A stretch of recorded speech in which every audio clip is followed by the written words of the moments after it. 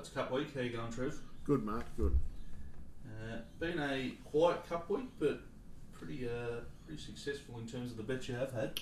Yes, yeah. It's been, it hasn't been a lot of value. I think it's just the way things are becoming now. But at the moment we're striking at 100%. So, which has been pretty good. Yeah. Good winner yesterday in the Oaks.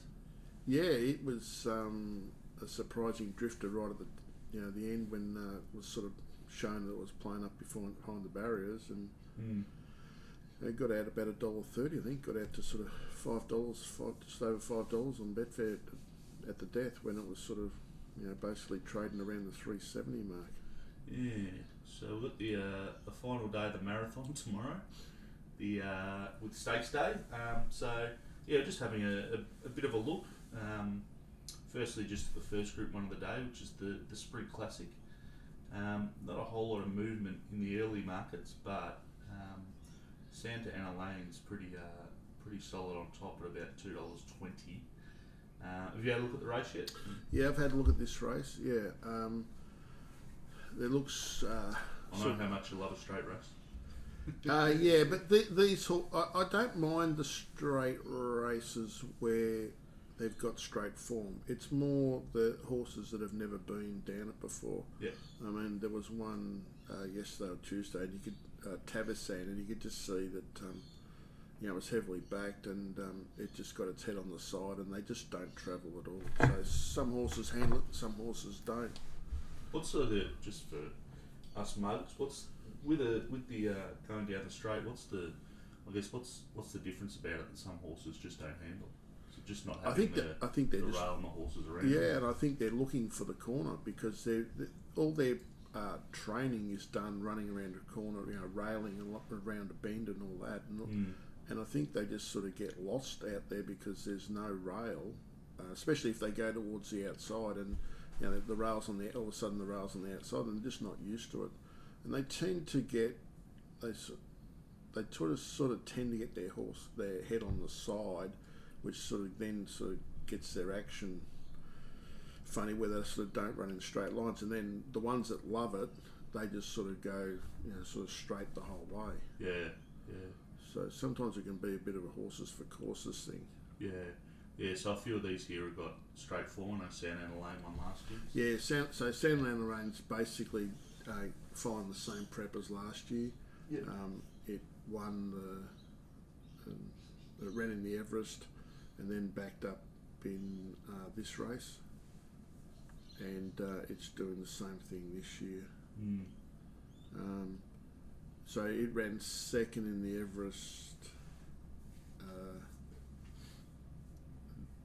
this year, where last year it sort of ran sixth on a wet track. It's one out of two down the straight, and the other one's beaten sort of half a length, so it's clear top pick. He'll just sit back in the small field, and I assume they'll come to the outside again, towards the outside rail, and he'll sort of just peel out further to the outside and try and out sprint them. Yeah. Any love for Nature Strip? Well, I used to love Nature Strip, yeah, but to me he's a 1100 metre horse around a corner. His first few times down the straight, he never rated sort of as well as what he did around the corner, but he won off a short break last June and produced a big figure, winning over 1100. It does stop, so his last 200s are all very slow, but he'll be out dictating in front, and he's sort of clear second pick. So he was a good effort in the Everest. He sort of, they basically broke 34 seconds for the first 600. Yep. And it's got beat a length and a bit. But I think his best runs are when he can break the field up around a bend and get a big break on them. So I'm not sure that he'll get the same sort of break down the straight. Are you saying you expect them to come to the outside? Well, every every other race they've basically come to the outside, and I think I was just checking in. I think the rail's going out to 8 metres. I think if they race closer back to the inside, they're just going to be in ground that they've been galloping on the whole week, so they will sort of come towards. They'll go wherever he wants to go because he's the leader. Yep. So they won't let him go on his own. So they'll just follow the leader. And the just the track in general seems to have played all right this week. Yeah, pretty good. Yeah, like we had I think it was 19 mil or something. Last Saturday. You've got was it 10, 19, 28? 37 races. They do a good job. Again, it raced pretty well yesterday. The Cup day, the Cup winner was back near the fence. Yep. After early on they were getting away from the fence. I think all that happens there is as they get away from the fence early and there's a bit of wear and tear, and then they as the track dries out, it just evens up. Yep. Sort of a bit, so you can sort of wing back towards the inside. Yesterday it raced pretty well again. You sort of half know the pattern. Yesterday you needed cover with the wind and things like that. But overall, it sort of raced pretty well. So in that race, the only other chance is Love and Gabby. Yeah. It's the 3-year-old filly that sort of beat Bivouac and won the Manikato. Yep. And Williams is flying. He seems to be winning everything. He's riding in a rich reign of form and very confident.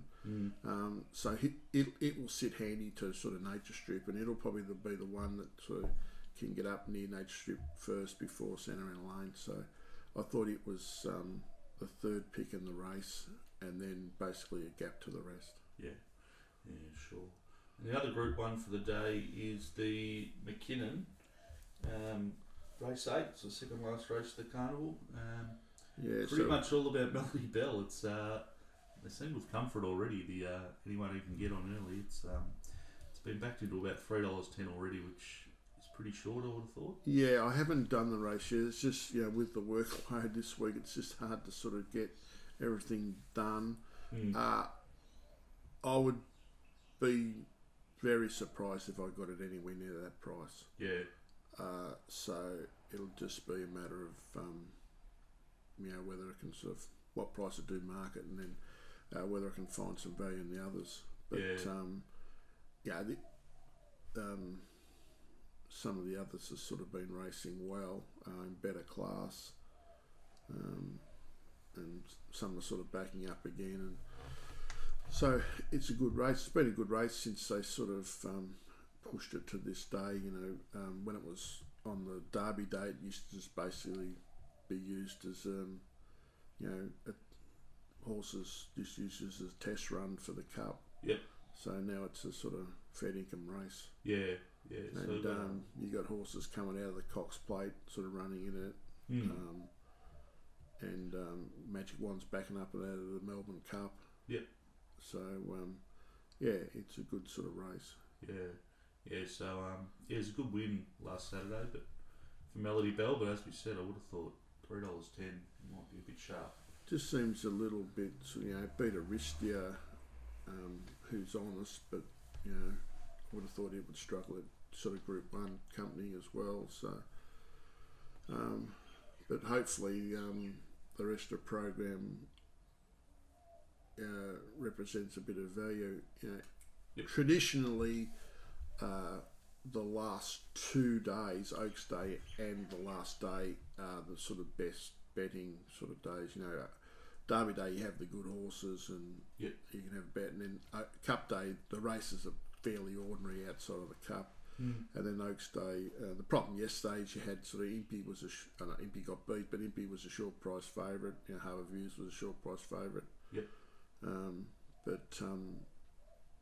So there wasn't a great amount of value in some of the races.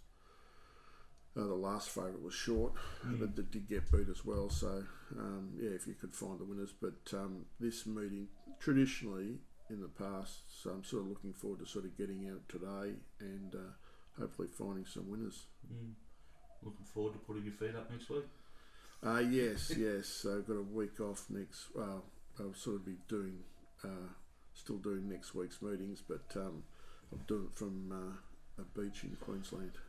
Very nice. Sounds good. All right. Well, thanks for that, Trev, and good luck for the last day of the carnival. Great. Thanks, Mark. Thanks, everyone.